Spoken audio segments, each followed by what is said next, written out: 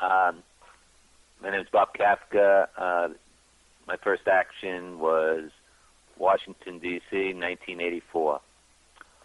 In 1984, I was a VISTA volunteer for our state coalition, the Coalition of Texans with Disabilities. I had met Stephanie Thomas at the Coalition State Conference in San Antonio and was excited to receive an envelope posted from El Paso where Stephanie worked for the local Independent Living Center. I opened it up and saw it was an application for an organizing training to be held by a group called the Access Institute, sponsored by ADAPT, American Disabled for Accessible Public Transportation, or Transit. I can't remember what it said. On the front of the application was a picture of a city mainline bus being flushed down a toilet. In big letters over the bus was the statement, "Don't flush, organize," along with the dates of the training and the location. I hurriedly filled out the application and sent it off to the Atlantis community located in Denver, Colorado, hoping I would be selected to go to Washington, D.C. and get some experience in community organizing. When I didn't hear for weeks and the training was getting closer, I assumed I hadn't been picked. Wrong. I called the Atlantis community, and to my surprise, I had been picked to get my way paid to the training. They were just a little behind in letting folks know. Paper handling, as I was to find out, was not the Atlantis community's high suit. I was a little nervous getting off the plane at National Airport in D.C., not real sure how I was going to get to the Harrington Hotel on 11th and K Streets Northwest in downtown D.C., where we were supposed to stay for the training. The training was to be held the next day at the New York Avenue Church, where I had no idea. I was relieved when I was met at the baggage by Mike Orberger and Babs Johnson. Mike had an intense look riding in his motorized wheelchair with his beard and long ponytail, while Babs grabbed my bags. We headed for the Metro, hidden in the back corner of the parking lot. We got off the Federal Triangle Metro stop and rolled 3 blocks to the hotel.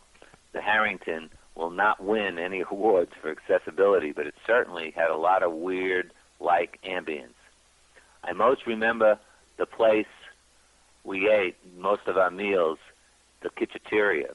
It was a cross between a cafeteria and an old-fashioned greasy spoon. The food was good. Some don't remember it that way, but the characters that you saw in the place would make for a great short story. The rooms at the Harrington were all very large and had many beds for large groups to share. I shared, but I can't remember with how many or with whom. I got up the next morning and headed to the New York Avenue Church with the rest of the trainees. Folks I remember, there were others, but the ones I remember were Claude Holcomb from Connecticut, Rick James from Salt Lake City, Utah, a female little person from Los Angeles, a guy named Mike Paluse from Syracuse, New York, a woman from Little Rock, Dixie, and a woman, Dixie, from Cincinnati, and Doris Ray from Virginia. On the ground floor of the New York Avenue Church, there was a big room with a flip chart set up, and hanging out in the front, in baggy jeans and a totally bald head, was this scary fire hydrant-built man who was our trainer, Shell Trapp. The morning session agenda was power, issues, and strategies. This classroom exercise was just a prelude to the on-the-job training of direct action organizing we were about to experience.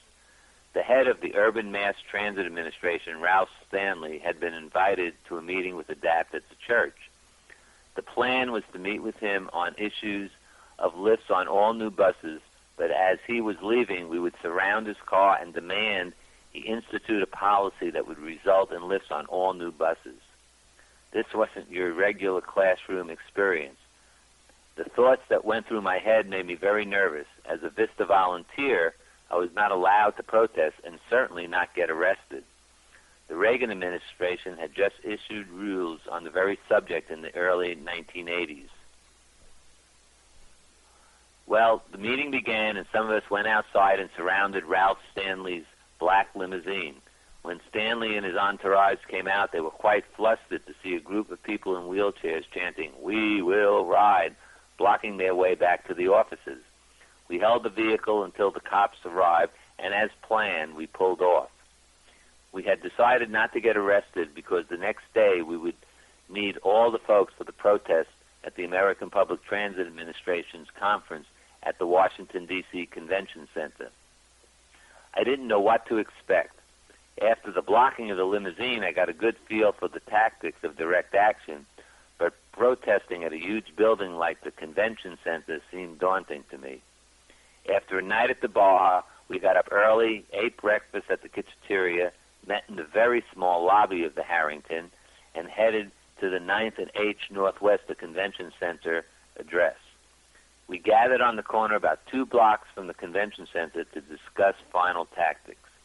We knew which entrance they were going to go in from some mole intelligence that we got from the convention packet. All I can remember now is following Mike Auberger through some wooden police barricades in a mad dash to the front door of the convention center.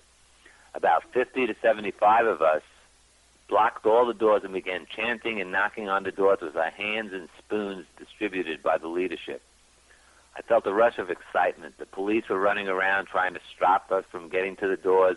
One red-headed woman with a motorized wheelchair was grabbed, and she was pulled up into a wheelie with her legs hitting the wooden police barricade. She cried out that her leg was broken. I was at the door and turned my head and saw Phil Calkins. I didn't know Phil at the time, but he was to become a national leader in the disability community.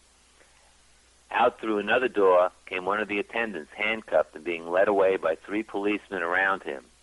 Somehow he had gotten inside and was arrested trying to hold the door open so the rest of us could get to the APTA members. We didn't. After about an hour at the door, the police started the long process of arrest. After saying over and over I wouldn't get arrested, I couldn't get arrested, I was. I learned a lot about organizing that day. I also learned a lot about myself. The other vivid memory I have of my first action was not related to protesting, but of friendship. I got very close to the folks at the Harrington Hotel, was impressed by the intensity and commitment of Shell Trap. Mike and Babs were to become good friends. Claude Holcombs, Rick James, and I still joke about a nighttime roll we took in downtown D.C. Claude and Rick in motorized chairs, me and my manual. Found out Claude and Rick could be turned around whenever a pretty lady would pass us by. 1984 was a life-changing year for me. I learned the truth about the statement, action speaks louder than words. It changed my way of thinking about people, relationships, and how best to bring about social change. It was a very good year for me.